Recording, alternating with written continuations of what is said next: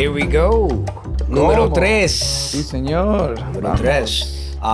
This episode, for me particularly, I'm going to very much enjoy because we are diving into mi amigo's life, his early life, before he became Wilmer. Valderrama. Ay. Tranquilo. Coño. No, thank you. Thank you for allowing me the space to dig deeper into my life. I hope we can dig. I know Wilmer has a wonderful book out, which everyone should go and download and buy and read and all that stuff. And so I hope that we could dig in without giving too much away, where you feel that No. I can give a little bit away. I mean, I think that the thing about the book that's so interesting is like that. Even though it's a trajectory, there's a couple of deep dives. Like just talking about the previous episode when we got to know so much about you. I've never had really the opportunity to really talk in depth about my parents and what they had to do and all that. I think the trajectory was clear, but a lot of it is a tribute to their journey. Where was your mother and your father born? So my mother is from Pereira, Colombia, and my father was raised in San Cristobal, Táchira, between Cúcuta and San Cristobal, back and forth. San Cristobal, Táchira it shares the border with Cúcuta, in Colombia, Venezuela, like they're right there. And then as he was growing up, then he eventually went to Caracas, But Is that where he met your mom, in Caracas? No, they met later, years later in Miami. Oh, okay. Yeah, they were living life in Miami, and then they met and eventually returned to Venezuela. But I gonna dig in a little bit deeper into where my parents were from, not until I was writing An American Story, Everyone's Invited, which is my memoir. I got to ask these questions that I for some reason felt I knew, to then realize I didn't. As you were writing the book? Yeah. And why did you feel the need to do that? I felt like in order to tell my story of where I am now, I realized that my story would only be possible if would only be possible with the chapters of my parents, right? Yeah. Like, I mean, the trajectory of them as people, what they had to go through in order for me to be possible. That stuff was really humbling, I mean, for example, sitting down with my mom when I was doing the exercise, right, of the dissecting of who I am and my world and where I came from and all that, asking questions that I hadn't asked before. Like I asked my mom, did you ever have a job? Like, and she literally said to me, goes, yeah, I used to be a receptionist at a doctor's office. And I go, what? Like I literally, my only memories of my mom is being my mother. Right. And for some reason, not that I hadn't forgotten, but I felt like I knew my mom's family. I knew my mom's sisters. I knew my mom's mom and my grandpa. So I felt like I knew her life. Right. But that specific question, like who she was when she was a teenager and in her early 20s, like what was that life like for her before I was a possibility? And something as simple as that, right? Yes. I was a receptionist. That opens up your brain and your world to... And then she said something like, I guess an uncle of her was a doctor in Colombia and had a doctor's office. And she wanted a job.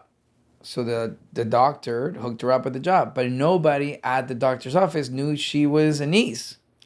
So they thought, oh, this guy and this young, beautiful woman, he gave her a job at the place. And later, they found out a year later, they're like, no, that's my uncle. Right. Yeah. And she was how old?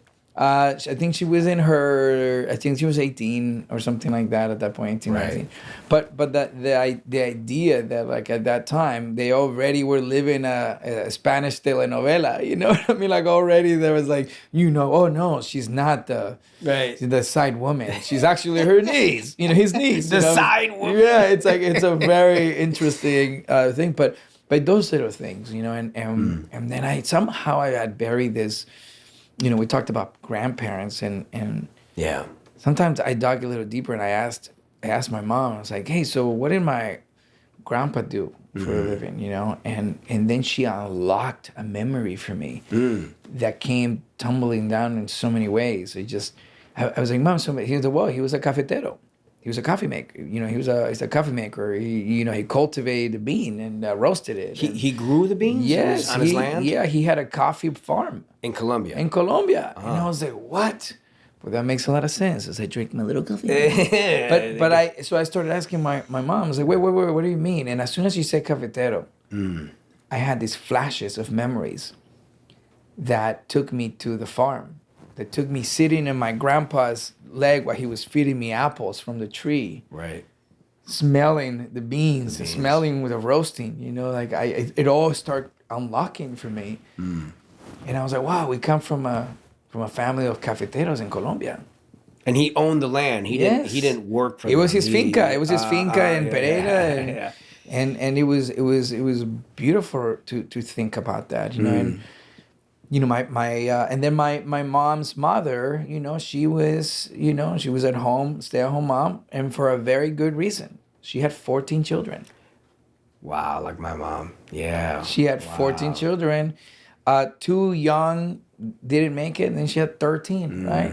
I think it was like 3 men and 10 women or something like that. It was like absolutely, you know, they had so many kids, you know. And they worked the land, right? I mean, wouldn't you say that's why they had such big families, is to work? I think that, and probably lack of television and entertainment, you know. I think that there was absolutely no hobbies except for making babies and changing diapers, you know, and making babies and changing diapers again, you know. Right. But yeah, my mom is one out of, you know, 12, you know, 12, 13 people, you know, and you know, so I have a gang of cousins all over the world. Still there? Yes, a lot of them in Colombia, a lot of them in Venezuela. You know, but my dad and my mom's stories are just polar opposite, completely different human beings. You know, my mom grew up in Colombia, right, in a coffee farm, you know, and you know, many siblings. My dad grew up, you know, and pretty much in the slums of San Cristobal and Caracas, you know, and he never met his father, you know, he doesn't know who his grandparents were, you know, really. He never had time to ask those questions before his mother passed. He was just hustling and working his ass off, you know, to making sure that he maintained his brothers and sisters, you know, because he was like the older sibling? He was the second oldest, I think, I believe. And, you know, he had a couple other brothers, and he had a couple of other, like maybe, you know, one half brother, something like that. But, you know, his mom was a baker. She, you know, she was a bread baker. So she would go to the bakery, after it closed. She would bake all night, and the bread would be freshly put out early in the morning for the customers to come in. She'd go home, you know, try to hang out with the kids, do the thing, you know, put them to school, whatever, you know, that she could. And then at nighttime, she would go and work all around. And then, you know, the tragic, you know, memory of it is that, you know, my dad had a stepdad who was just not a kind man. He was not a good man. And everything that my grandma would struggle to make, he would take it and drink it and play pool down the street, and, you know, and so it was a pretty sad and abusive trajectory, you know. Would the bread feed the family that she made? Yeah, that was she was the breadwinner, quite literally, you know. And so my dad, you know, saw that hustle, but also saw that tragic, you know, life that his mother was living. And very young, I think he was like 12 or 13, he decided, you know, Mom, we got to stop this. And in the middle of the night, while he was out there drinking or whatever, he packed all his mom's stuff. I think he was like 13 years old. And he packed up his mom's stuff, picked up all his brothers and sisters' stuff, and he goes, we're leaving. And they took a bus and they went to Caracas, and they just disappeared in the middle of the night and took their family to Caracas to start a new life. And would Caracas at that time be considered a more kind of metropolitan, more like a city? More of a city. And, you know, back then you're talking about, you know, at that point, you're talking about, you know, probably 60s, you know, or so.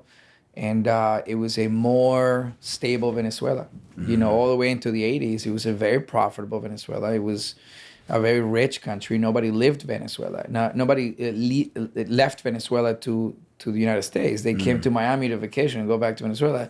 You know, Venezuela is the third largest producer of oil in the world, and it's the number one reserve.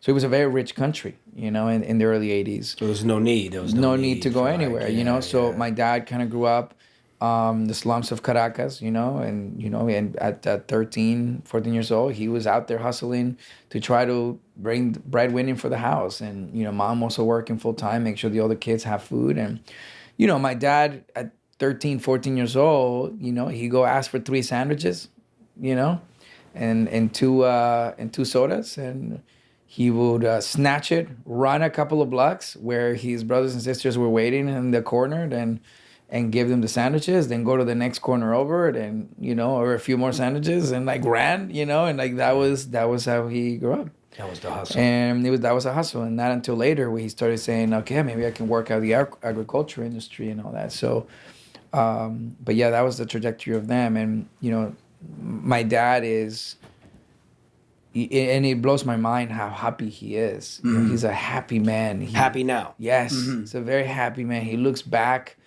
doesn't reflect on, you know, the sadness or the tragedy, you know, remembers fondly, you know, the years that he worked for, you know, for the family, you know, making sure that the family was good. So I you know, I think back at like all the stitching of what I am, right, like what I've become, and, you know, how some of us in our families have had to bear, right, the trauma and bury it. Right. And say, like, there's still things to celebrate. There's still things to celebrate, right? And I think as you continue to grow up, you realize, like, that bag of dumbbells in your backpack is an optional thing you bring along. That you can start dropping that weight along the way. And I think it was something that I learned from my dad. My dad never talked about his trauma, but he celebrated that right now. At least we have food right now. At least we have food right now, you know. And I grew very grateful of what we could experience. And, you know, and my mom, you know, my mom was the police. You know, she was a disciplinarian. Yeah, my mom was the police. My dad was the party, right? Like with the chancleta. Oh no, more than chancleta, la correa y hasta la escoba. O sea, like, you know, like break a stick over your back. Broomstick over my back. You know, I remember a very clear moment when my mom hit me and it didn't hurt, and that's when I was like, well, the tables have turned. But the funny thing about it, though, is that at that point, then I had to fake cry, to make sure my mom stopped, because I was like, oh no, mommy, you know, she just stop and go back to the room. Why would she be like, oh, it don't hurt? I'm gonna keep going. Yeah, keep going until it hurt, you know. Right. But so I pretended it hurt right away, you know. But I think, like, looking back at those things and seeing my mom working at the doctor's office, you know, I had some older sisters that lived in Miami. She there eventually went. I'm going to spend some time in Miami. My dad, at a very younger age, started traveling, you know, looking for himself. Ended up in Miami. He met my mom in Miami. What did your dad do? What was sort of his trade? Like, what was he... Like, what did he do? Like, it doesn't necessarily mean that he was employed somewhere, but what was his thing? What did he do? He was about... You know, he was kind of a social butterfly, right? Like, he just knew everyone, and everyone loved my dad. Como el hijo. Exactamente como el hijo. And my dad would walk into a room and he'd find opportunity. He walked into a room and he saw a job. He saw a partnership, and, you know, he saw an investment, you know, and like the little money that he would make, he'd try to make $2 out of it, you know. If he had $1, he goes, how do we make 5? Oh, we only made 3. Cool. We have $2 more to keep investing. Like, he kept moving around. His downfall, though, is that he loves celebrating life so much that he would just spend the savings, you know, which really caught up to him later in life with my mom, because my mom was like, this is not going to work. You know, but in those moments, my dad would work different industries. You know, he eventually started importing machinery from the United States to work the land. Then eventually bought his own finca. Yes, agricultural industry.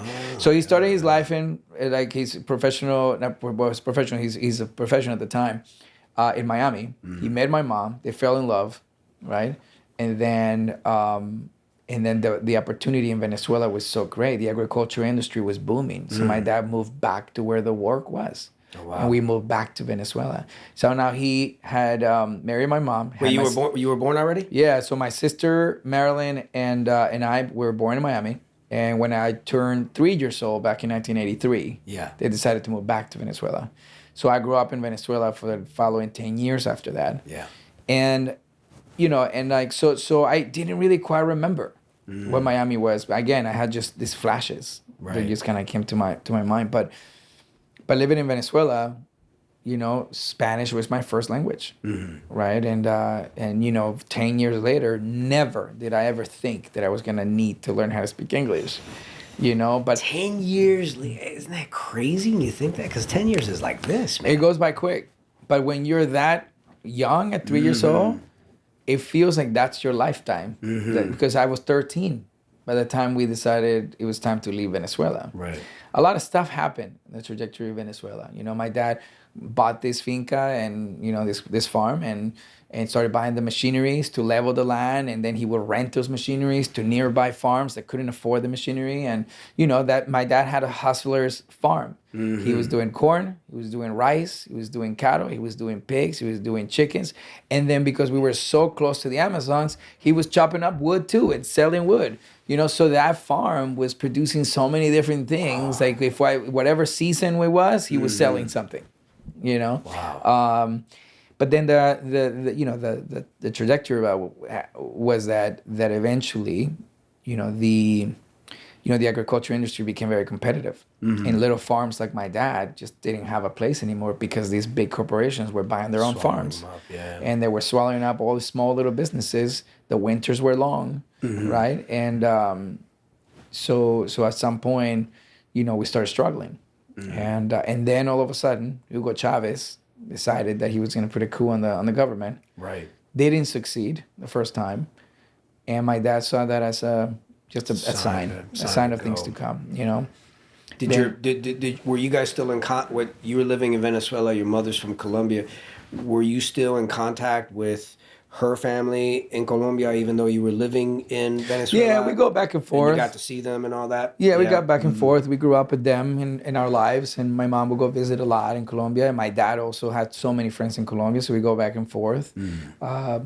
You know, but at some point, you know, we felt it was time. You know, and my dad, all of a sudden, one day said, "Hey, mija, we're going to have to go back to the United States."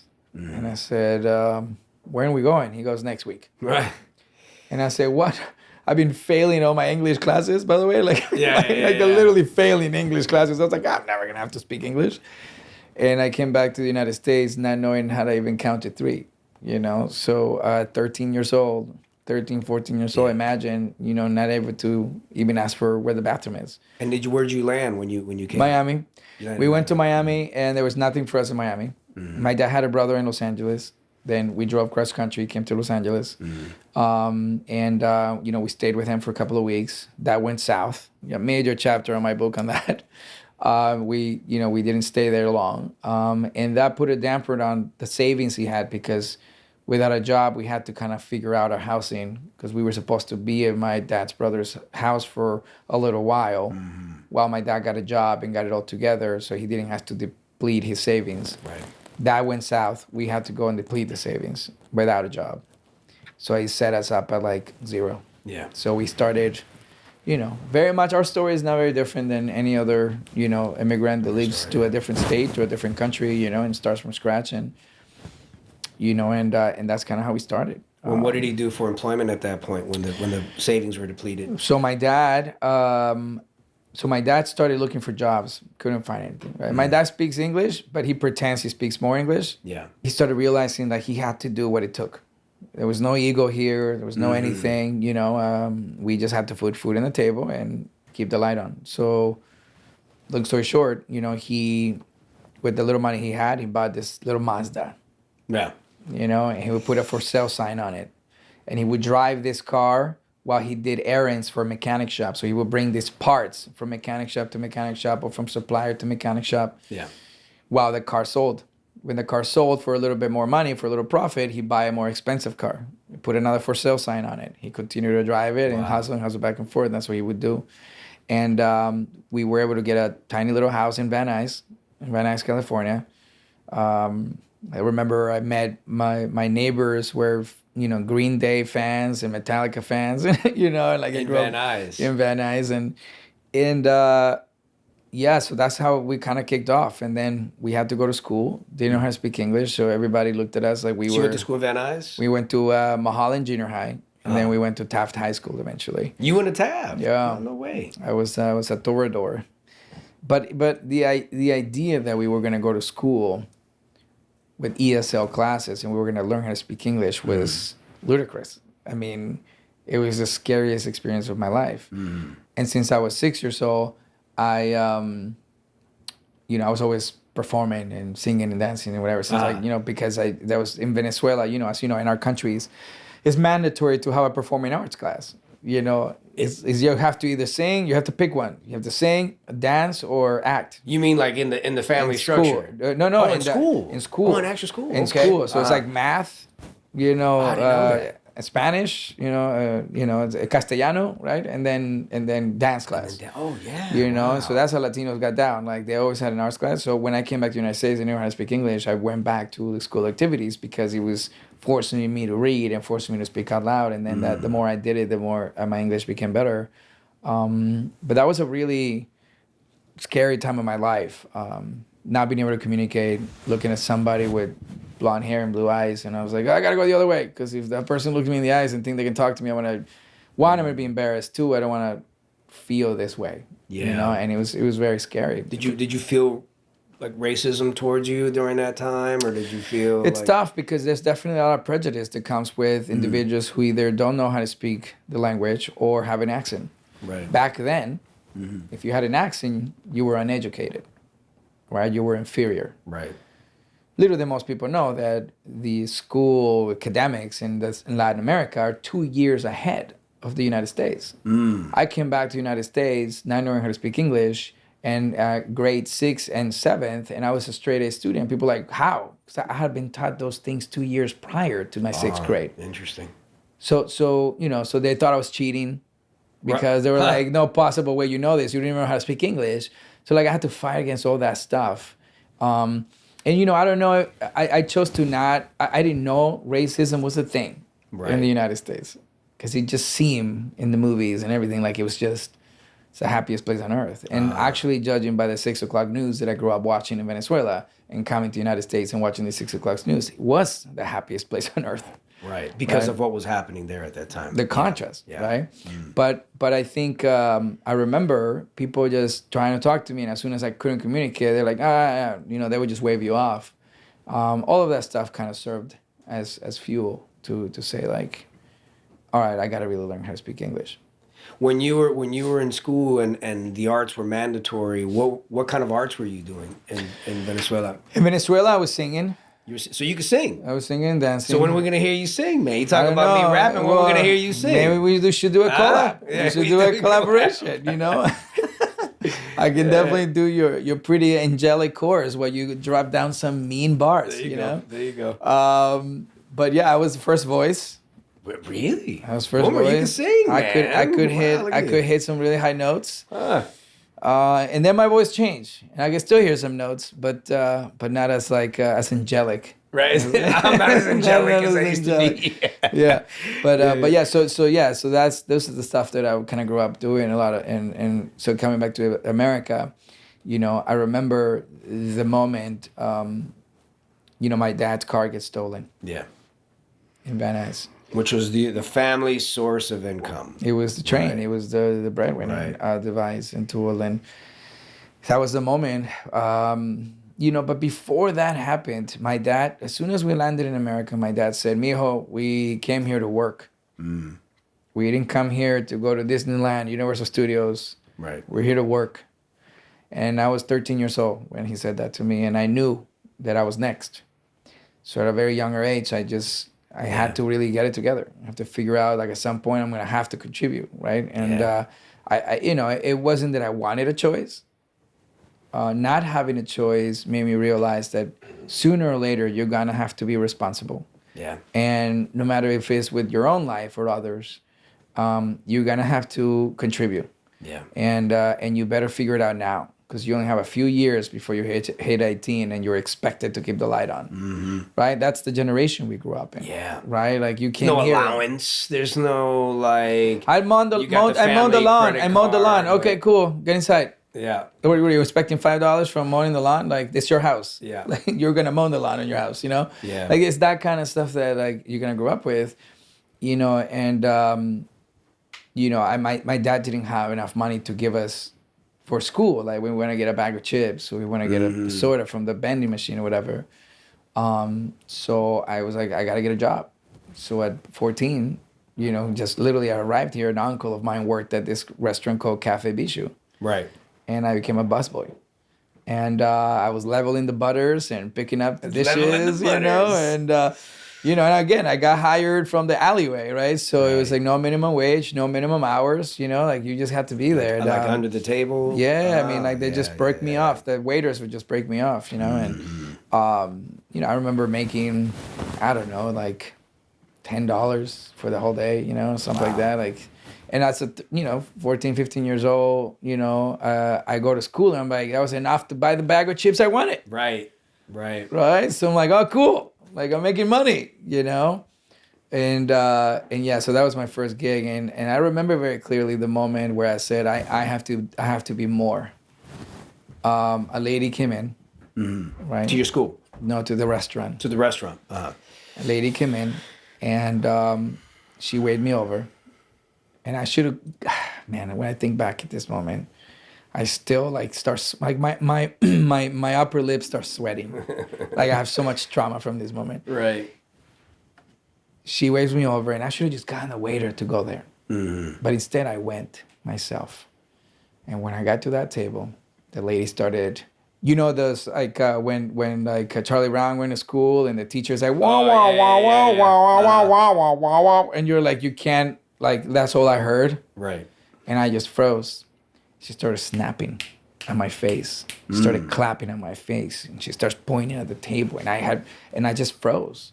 At like 13, 14 years old, I froze. And I was like, I didn't know. I didn't even have a word. I couldn't even say 1, 2, 3 and pretend like I said something, you know, like.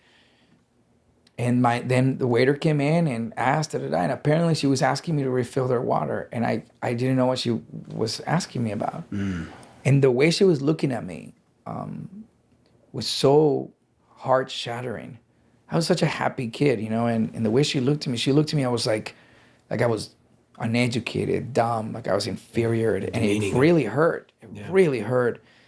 I went back to the kitchen and I was just quiet. And my uncle came in and he's like, you okay? It's like, I just couldn't even express myself. I couldn't even express the feelings I was going through. And in that moment, I said, never will anyone ever talk to me like that. And if I'm ever in a situation of leadership or, you know, or entrepreneurship, whatever environment I create, people have to feel so empowered to be able to share. I should never feel shell shock from contributing because of any perception we might build. Like we should have constant empowerment. And it really hurt me. But I really believe that was the moment. I went home and I said immediately, first thing I gotta do is learn how to speak English. And within less than a year, I was speaking English. Like I was so petrified to have an encounter like that again that I was just literally everything that the teacher would say, I was taking it into my heart and uploading it into my brain and translating it into a tool, into a weapon for building, you know, a reality that felt more comfortable for me and my sister. My sister did the same thing. She learned right away. And as soon as I was, and you know, and that led me into more theater. I started doing theater, you know, and I met Some in My Dreams, and I'd never been kissed, and you know, I started doing all this theater. Then I was performing words I didn't know what meant, but I was also performing sentences that resembled things that I could say outside of that stage. And immediately I was like, oh, I'm speaking English on stage, and somebody's looking at me like an equal on stage. Right. They're talking to me, unlike people would talk to me outside of that stage. And that was a magical moment when I thought performing arts were gonna save my life. You know, it gave me people skills that I just couldn't develop quick enough at my age.